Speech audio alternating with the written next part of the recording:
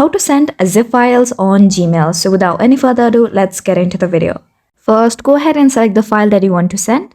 Click Write and then select Send to option. Next, tap on Compressed Zipped folder and then set a new name for your file. Now to send the zipped file, open up your Gmail and then click the Compose button to start a new email. Next, add the recipient's email address and fill in the subject and body of the email. Now click the Attach Files button, the paper clip icon located at the bottom of the email window. And now choose the zip file you want to send and click Open.